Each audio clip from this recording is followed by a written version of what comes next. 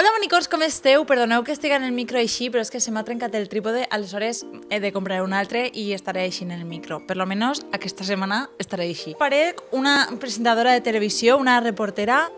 Bé, i el vídeo que vos porto avui no estava previst pujar aquest vídeo, anava a pujar un altre que tindreu la setmana que ve. I és que em varen cridar del programa A l'Aventura, que és un programa nou d'Apunt que s'emet els divendres per la nit. I em varen cridar perquè volien que contara la meva experiència com a jove que està patint aquesta crisi en temps de coronavirus. Aleshores, doncs jo, encantadíssima, vaig anar i vaig contar la meva experiència. Al programa no vaig estar soles, va acompanyar-me el meu company Valentuber, també Frank Surimi, i també va estar Cisco, que és un xic que jo no coneixia, però vaig conèixer al programa tant a ell com a la seva parella i em varen caure genial. També la pregunta és, a tu qui et cau mal? Así soy, sencilla.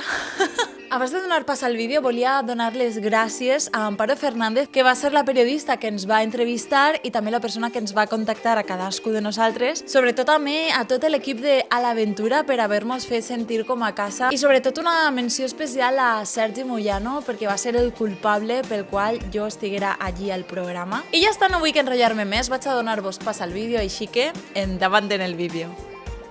També s'ha colat per un badallet la realitat que ofega molts joves atrapats entre dos crisis econòmiques. Avui parlem amb qui després de formar-se moltíssim i de confiar que arribaria el seu moment s'ha hagut de reinventar. Entre ells, estos valentubers que ara coneixeran, triomfen a les xarxes però continuen amb sort en la lliga dels 1000euristes. Com esteu? Em presento, soc Nina Baifer, tinc 25 anys i soc de Sedaví. Soc Frank Surimi. Avui vinc a contar-vos la meva història. Jo volia ser actriu des de ben menuda. La protagonista és la crisi, eixa maleïta companya de vida durant molts anys. Aleshores vas decidir fer la carrera d'art dramàtic a l'Escola de l'Actor de València. Arriba una altra sorpresa. Coronavirus. Arriba la Covid. Llavors vaig decidir fer un plan B i he volgut estudiar altra carrera. Malvivint. Magisteri infantil perquè m'encanten els xiquets. I l'estar sempre picant pedra, i picant pedra, i picant pedra, i picant pedra, al final cansa.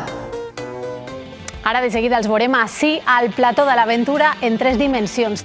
Joves atrapats entre dos crisis i rebuscant en esta realitat tan crua que ens contava Carolina, Amparo Fernández, hem trobat autèntiques històries de superació, de reinvenció. Sí, perquè acumulen titulacions, especialitats, també experiència laboral, no sempre del que volen, sinó del que poden, però ara mateix el que ens diuen molts d'ells és que estan buscant un pla B. I el que hem fet és buscar aquests exemples, trobar-los, i els tenim així en directe. Per exemple, tenim a Cisco Fabiàs Puig. Bona nit. Bona nit. Gràcies, t'hem rescatat d'aquestes hores, que estàs ahí ben fort estudiant aquestes oposicions, així que és un plaer tindre't així nosaltres. Tenim també en directe així a Fran Sevilla, però Frank Surimi, perquè eres el valentuber que t'hem vist a des en aquest vídeo. Gràcies per estar així. No, a vosaltres per convidar-me. Repeteixis història com la de Cisco. I així tenim també a Nina Baisauli. Nina Baifer, tu també eres valentuber, t'hem vist també en aquest vídeo. Això pareix un teatre, què te sembla? Sí, me sembla perfecte, és molt Vols bonic. ser actriu i això costa, i més en estos temps que tan cara està la cultura. Clar, ara el tema ja està complicat en tots els sectors, però és que el sector cultural, tant a músics com a actors, actrius, està bastant fotut. I, clar, jo, malgrat no perdre l'esperança, intentant fer... Jo tinc una companyia de teatre i estem intentant lluitar per aconseguir una feina, viure d'això, però, clar, jo, malgrat això, malgrat lo positiva que siga això, guanya la realitat, el realisme. Aleshores, jo ara mateixa vaig a preparar-me per a fer altra carrera i, com ha dit Frank, reinventar-me i alimentar el currículum per a veure com va això. Sou joves, però és com una segona adolescència. Estem resetejant, no, Cisco? Imagina que de sobte el pla és ixe, tornar a estudiar i buscar ixe futur per ahí. Improvisant, amb l'ajuda dels pares, en els vostres casos, per exemple. Exacte, sí. Aquestes ajudes indispensables en molts casos, no? Sí.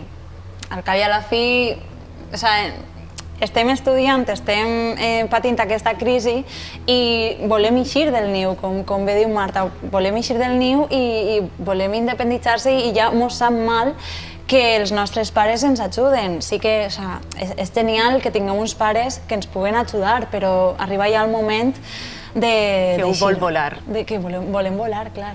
Vos desitgem que aquest vol siga satisfactori i que no toqueu terra, que estigueu ahí en aquests somnis complits. Moltes gràcies als tres per estar Gràcies a així. vosaltres. Marta, quant de talent en este raconet. Quant de talent.